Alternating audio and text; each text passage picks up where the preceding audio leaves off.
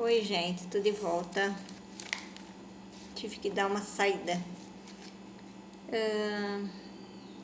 Então, né? E daí a mulher ficou ali, o espírito da mulher ficou ali por 20 anos ali.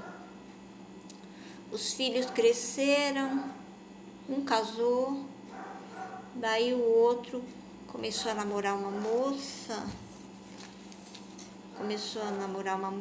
Que ela era vidente. E ela via o espírito sempre daquela mulher ali. Ela ia lá no fundo, lá, onde a mãe dele tinha as plantas lá, né? E ela via sempre o espírito da mãe dele ali. Ela via o espírito dela, falava, tô vendo o espírito de uma mulher, ela é assim, assim, assim. Daí ele falou, é minha mãe, né? Daí a moça, como ela participava, né, de centro espírita, tudo, ela levou o espírito dela para né, entender que ela já tinha morrido, né, e que ela tinha que ir pro destino dela, né. Então, levou lá no centro espírita, né, e daí o espírito dela foi pro lugar para onde ela tinha que ir, né?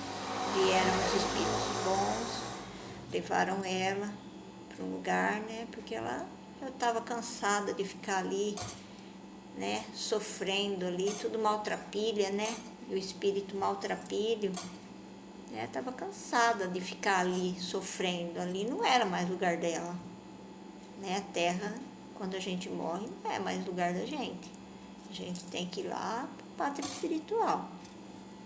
Então daí ela compreendeu que ela tinha morrido e que ela tinha que ir, porque ali não era mais. Então, vocês entenderam? Ela quis matar o marido, mas não era para ele morrer, né? O destino dela era morrer. Ela matou o marido dela. Então, gente, eu falei para vocês também aquilo que eu falei, a quem muito for dado, muito será cobrado. Não é só a inteligência, o dinheiro, a sabedoria. Cuidar dessas autoridades, viu? Os poderosos entre parênteses, né? Porque se Deus quiser tirar o poder dele, de um dia para o outro ele tira. Os poderosos entre parênteses da terra, os presidentes, os senadores, todos esses, os governadores, todos esses que fazem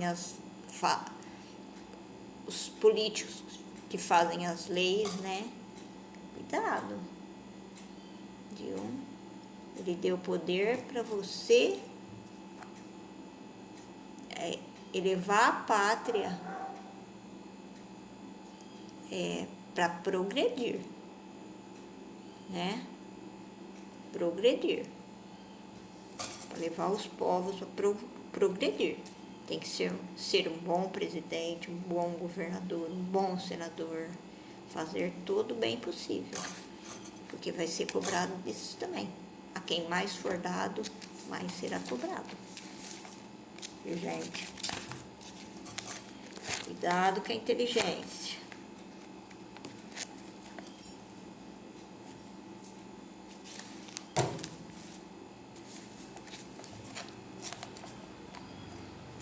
O perdão das ofensas. Eu vou ler aqui agora para vocês.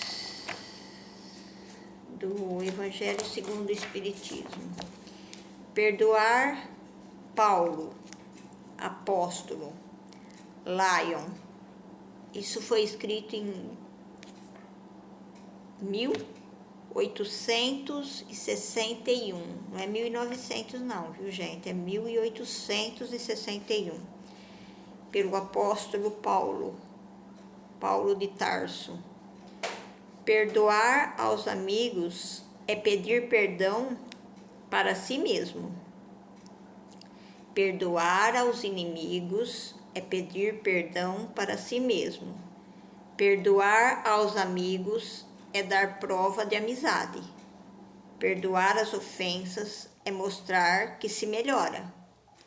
Perdoai, pois, meus amigos, para que Deus os perdoe. Porque se fordes duros, exigentes, inflexíveis, se guardardes até mesmo uma ligeira ofensa, como querereis que Deus esqueça que todos os dias tendes grandes necessidades de indulgência? Ó, infeliz daquele que diz, eu jamais perdoarei. Pronuncia a sua própria condenação. Quem sabe se, mergulhando em vós mesmos, não descobrireis que fostes o agressor? Quem sabe se nessa luta que começa por um simples aborrecimento e acaba pela desavença, não fostes vós a dar o primeiro golpe? Se não vos escapou uma palavra ferina? Se usastes de toda a moderação necessária? Sem dúvida, o vosso adversário está errado ao se mostrar tão suscetível, mas essa é ainda uma razão para serdes indulgentes e não merecer ele a vossa reprovação. Admitamos que fosseis realmente o ofendido em certa circunstância. Quem sabe se não envenenastes o caso com represálias, fazendo degenerar uma disputa grave, aquilo que facilmente poderia cair no esquecimento? Se dependeu de vós impedir as consequências e não o fizestes, sois realmente culpado. Admitamos ainda que nada tendes a reprovar na vossa conduta, e nesse caso maior será o vosso mérito se vos mostrardes clementes. Há duas maneiras de perdoar, bem diferentes. Há duas maneiras bem diferentes de perdoar. Há o perdão dos lábios e o perdão do coração. Muitos dizem do adversário, eu o perdoo, enquanto que interiormente experimentam um secreto prazer pelo mal que lhe acontece, dizendo-se a si mesmo que foi bem merecido. Quantos dizem, perdoo, e acrescentam, mas jamais me reconciliarei, não quero vê-lo pelo resto da vida. É esse o perdão segundo o Evangelho? Não, o verdadeiro perdão, o perdão cristão, é aquele que lança um véu sobre o passado e o único que vos será levado em conta, pois Deus não se contenta com as aparências. Sonda o fundo dos corações e os mais secretos pensamentos. Pois Deus não se contenta com aparências, sonda o fundo dos corações e os mais secretos pensamentos, e não se satisfaz com palavras e simples fingimentos. O esquecimento completo e absoluto das ofensas é próprio das grandes almas. O rancor é sempre um sinal de baixeza e de inferioridade. Não esqueçais que o verdadeiro perdão se reconhece pelos atos, muito mais que pelas palavras.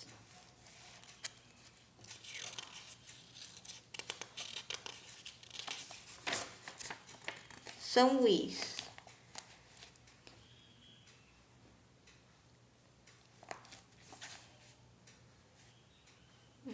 Tem uma pergunta aqui para São Luís. Há casos em que seja útil descobrir o mal alheio? São Luís responde, Paris, 1860. Esta questão é muito delicada e precisamos recorrer à caridade bem compreendida. Se as imperfeições de uma pessoa só prejudicam a ela mesma, não há jamais utilidade em divulgá-las. Mas se elas podem prejudicar a outros, é necessário preferir o interesse do maior número ao de um só. Mas se elas podem prejudicar a outros, é necessário preferir o interesse do maior número do que a de um só.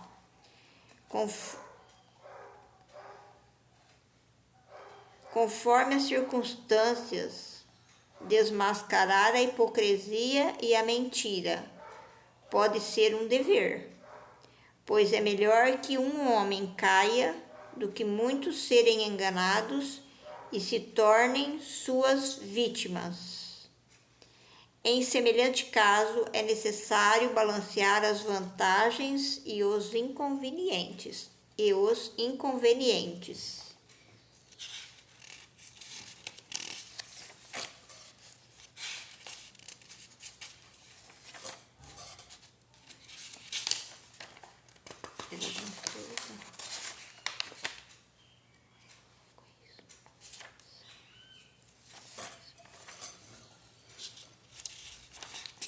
Vamos ver aqui.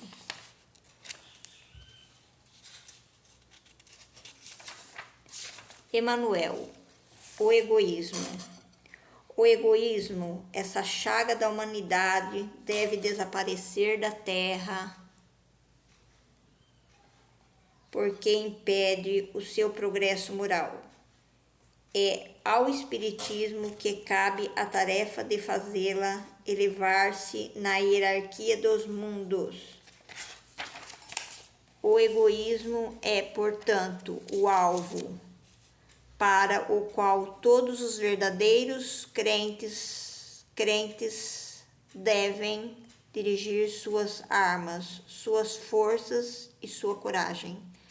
Digo coragem, porque essa é a qualidade mais necessária para vencer-se a si mesmo do que para vencer aos outros. Que cada qual, portanto, dedique toda a sua atenção em combatê-lo em si próprio, pois esse monstro devorador de todas as indulgências, esse filho do orgulho, é a fonte de todas as misérias terrenas. Ele é a negação da caridade e por isso mesmo o maior obstáculo à felicidade dos homens. Jesus vos deu o exemplo da caridade e Pôncio Pilatos o do egoísmo, porque enquanto o justo vai percorrer as santas estações do seu martírio, Pilatos lava as mãos dizendo: que me importa? Disse mesmo aos judeus: este homem é justo, por que quereis crucificá-lo? E, no entanto, deixa que o levem ao suplício. É o antagonismo da caridade e do egoísmo, a invasão desta lepra do coração humano, que o cristianismo não deve ter ainda cumprido toda a sua missão. É a vós, novos apóstolos da fé, que os espíritos superiores esclarecem que cabem a tarefa e o dever de extirpar esse mal, para dar ao cristianismo toda a sua força e limpar o caminho dos obstáculos que lhe entravam a marcha. Expulsai o egoísmo da terra, para que ela possa elevar-se na escala dos mundos, pois já é tempo da humanidade vestir a sua toga viril e para isso é necessário primeiro expulsá-lo de vosso coração.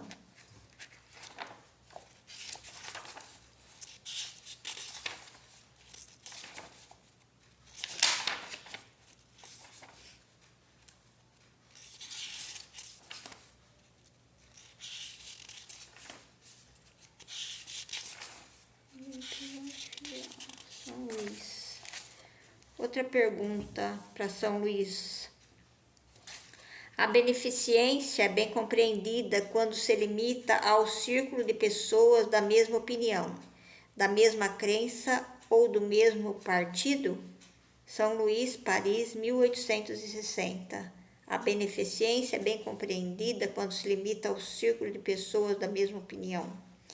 Não, pois é sobretudo o espírito de seita e de partido que deve ser abolido, porque todos os homens são irmãos. O verdadeiro cristão vê irmãos em todos os seus semelhantes, e para socorrer o necessitado, não procura saber a sua crença, a sua opinião, qual seja for. Seguiria ele o preceito de Jesus Cristo, que manda amar até mesmo os inimigos, se repelisse um infeliz por ter crença diferente da sua?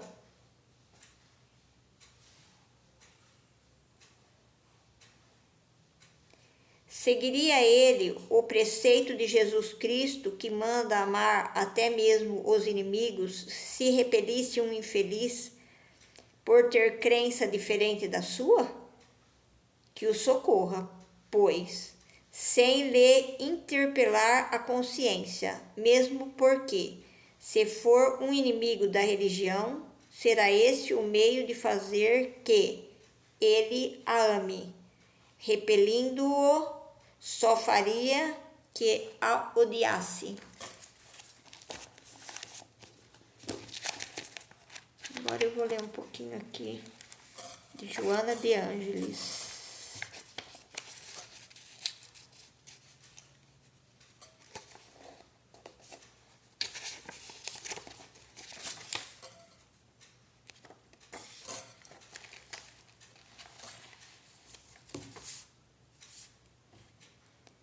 Cultiva, porém, a humildade e exercita a parcimônia. Quando aprendemos a confiar em Deus e nos entregamos às suas mãos, as coisas mudam de aspecto. A vida passa a ter significação mais profunda e importante. Não te afadigues pela coleta das inutilidades fulgurantes que agradam aos sentidos ou dos prazeres exaurintes. Em situação alguma te considere à margem do amor de Deus, sobre o açodar das dores mais fortes do que as tuas possibilidades de resistência. No momento em que te vejas impelido à fuga de qualquer espécie, debanda assim das lamentáveis construções mentais e refugia-te no recanto da meditação, ungindo-te do miraculoso poder da oração, em que aurirás coragem e alegria para prosseguires nos compromissos redentores de que necessitas para a tua inadiável redenção.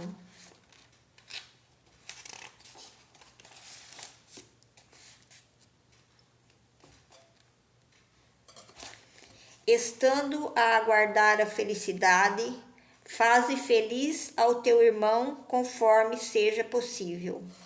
Havendo encontrado a harmonia do amor verdadeiro e amigo, vai adiante e doa-o, repartindo com os carenciados o júbilo de que te repletas. Cansado das delícias que agora não mais se fazem novidade, valoriza-as, precauta-te, contribuindo para a alegria geral, e agradeça a Deus o excesso de que desfrutas. Abundância de hoje, escassez de amanhã. Carência de agora, possibilidade para depois. São imutáveis as leis divinas, no entanto, podendo compreendê-las, lograrás viver em clima de felicidade duradoura, porquanto saberás que, Senhor do próprio destino, as tuas atitudes positivas ou negativas entretecerão as circunstâncias e fatores propiciatórios do teu futuro. Se reflexionares em profundidade, compreenderás porque Jesus, o incomparável benfeitor, estando entre nós em missão de amor, tudo suportou sem queixumes nem reclamações, referindo-se sempre ao porvir eterno, por ser o hoje transitório muito breve.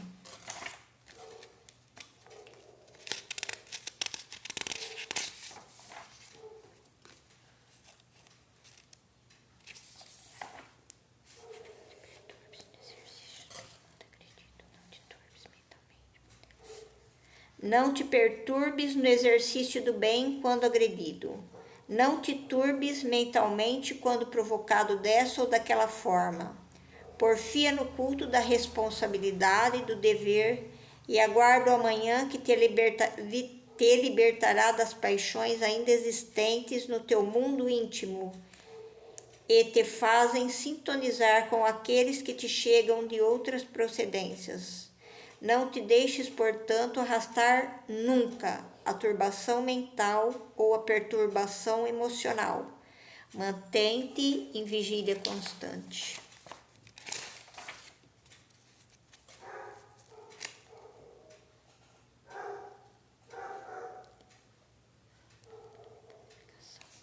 Antídotos eficazes: a brandura e a pacificação. A brandura é o algodão que silencia a injúria, amortecendo-lhe as flechadas e as fazendo morrer, enquanto a pacificação emudece a gritaria da estúrdia agressividade. A brandura e a paz se munem de prece e paciência, assim logrando o cometimento da felicidade do que as vivem. Considerando a excelência da sua força, Jesus foi ao peremptório diante do mundo humano conturbado e primitivo, ao enunciar o convite às emoções libertadoras do sublime conceito. Bem-aventurados que são brandos e pacificadores, porque possuirão a terra e serão chamados os filhos de Deus. Bom, gente, é isso aí. Por hoje é só. Não sei quando eu vou voltar de novo, não. Mas por hoje é só, viu, gente? Tchau. Tchau. Tudo de bom para vocês. Que Deus abençoe todo mundo. Viu? E se vocês gostaram, compartilhem. Eu falo muito, né? Mas vamos ouvindo aos pouquinhos aí, a hora que der, viu? Tchau, gente. Muito obrigada por tudo.